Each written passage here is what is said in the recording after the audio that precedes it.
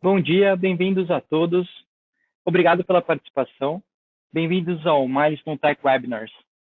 O assunto de hoje vai ser relacionado ao failover dos recording servers. Meu nome é Rafael Queixan, para os que não me conhecem, sou Solutions Engineer Latam, e aqui deixo meu contato, meu e-mail, rgk@milestone.us. Eu queria dizer, se vocês tiverem qualquer comentário, sugestões, por favor, aqui deixo o meu e-mail. Falando sobre o failover, é importante você ver qual que é a disponibilidade entre os produtos, entre a gama de produtos que a gente tem no Milestone. Então, você vai ver que essa feature, esse recurso está disponível nas versões Expert e Corporate do nosso XProtect. O que é o failover do recording server? Um servidor de failover, ele é o que assume as tarefas de um recording server em caso que ele falhe. Ou seja, seguindo ao pé da letra, é um respaldo, é um failover de um servidor principal de gravação. Ele é aplicável somente ao serviço de recording server, não para os outros serviços que a gente tem na plataforma XProtect da Milestone. E ele existe duas formas de operação, ele tem dois modos operacionais. O chamado Cold Standby, ele agindo como um failover para múltiplos servidores de gravação, ou seja, você pode ter N para N, você pode ter um servidor recording server ou vários servidores de recording server e ter um servidor de failover ou vários servidores de failover. O segundo modo de operação é o Hot Standby, ou seja, ele age um para um. Ele tem um servidor de gravação e um servidor de failover dedicado para ele.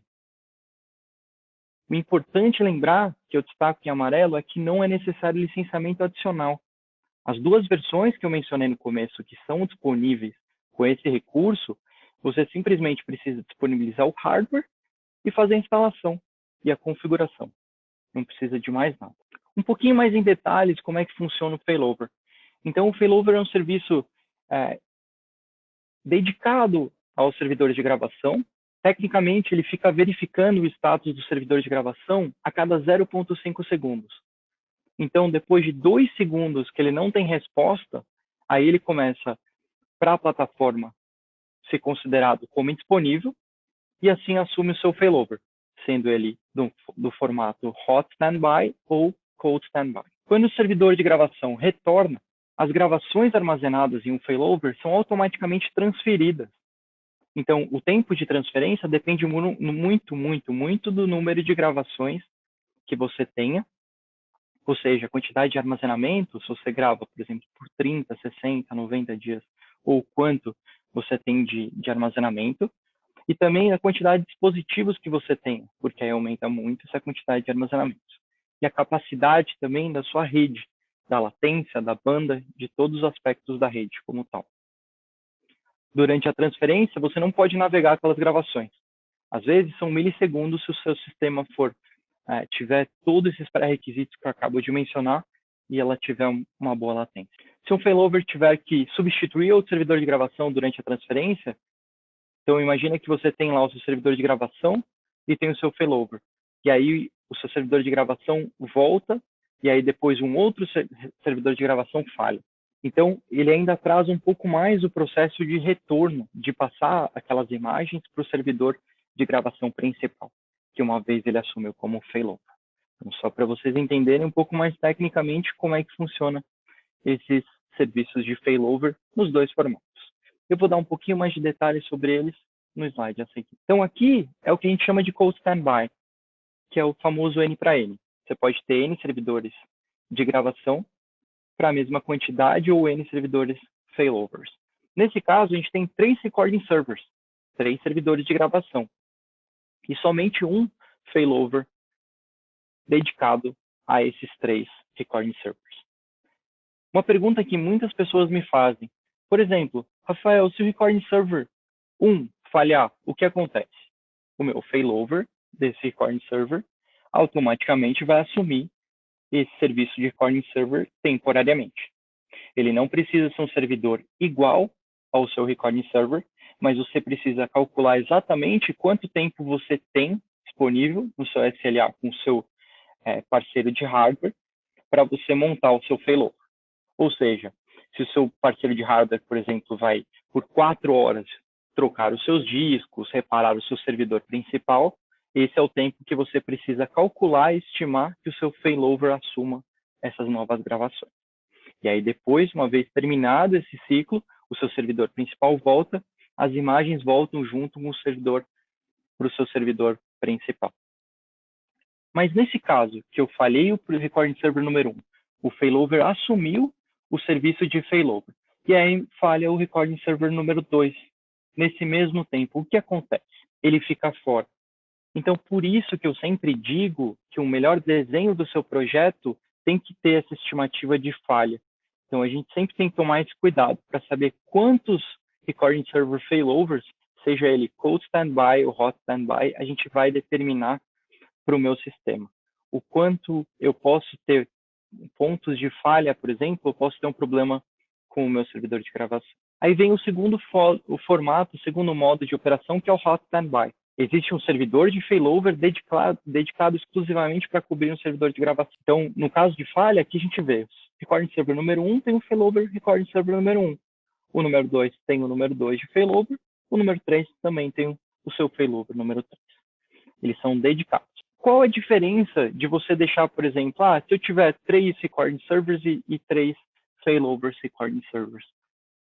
Qual que é o formato, o modo que eu escolho entre esses dois que você tem comentado? Depende muito. Qual que é a principal vantagem de você ter o hot standby? Eu vou mostrar um vídeo ilustrativo super rápido para você entender como que é a comunicação dentro da plataforma.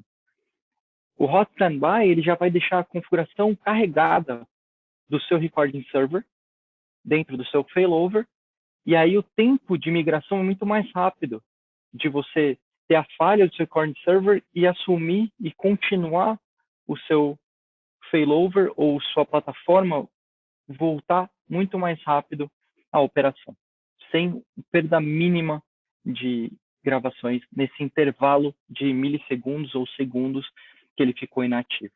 Esse aqui é o vídeo que eu comentei para vocês. Ele vai mostrar exatamente como que é a comunicação do sistema.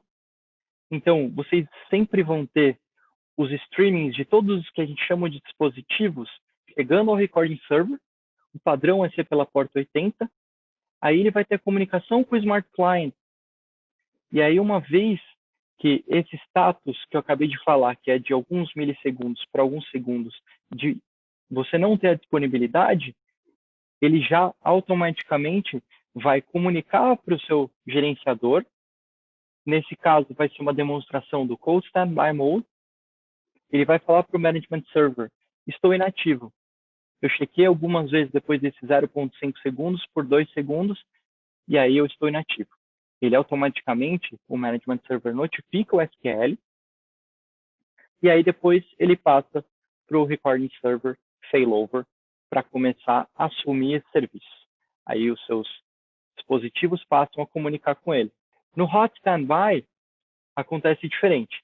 Ele já tem a configuração, ele já tem todos os passos. Então, ele parou de funcionar, o failover assume automaticamente. Ele já traz os dispositivos, já passa a gravação e já passa as imagens para o Smart Client. Uma vez que ele retorne, ele avisa o seu Management Server, que avisa o seu SQL, que aí começa pelo Service Channel, que é o que faz essa comunicação entre a plataforma, já automaticamente atualiza dizendo se ele está funcionando novamente. E aí ele passa a migração do failover para o recording server principal dele. Então, a principal vantagem quando a gente fala de hot standby e cold standby é isso. É você ter um failover dedicado para um servidor e ele sendo dedicado, ele já tem as configurações e tem todos os parâmetros e configurações. Então, ele é bem mais rápido se você tem um sistema muito grande. Se você tem sistemas menores, talvez você não perceba tão rápido esses milissegundos de disponibilidade que são mais rápidos no hot standby. Uma coisa importante de mencionar é que você pode misturar essas duas arquiteturas. Imagine que você tem um recording server principal que você queira ter um failover dedicado para ele. Então, você pode colocar ele com um standby, um hot standby. E aí você tem outros, por exemplo, 5, 10 recording servers que têm uma área ou uma criticidade menor.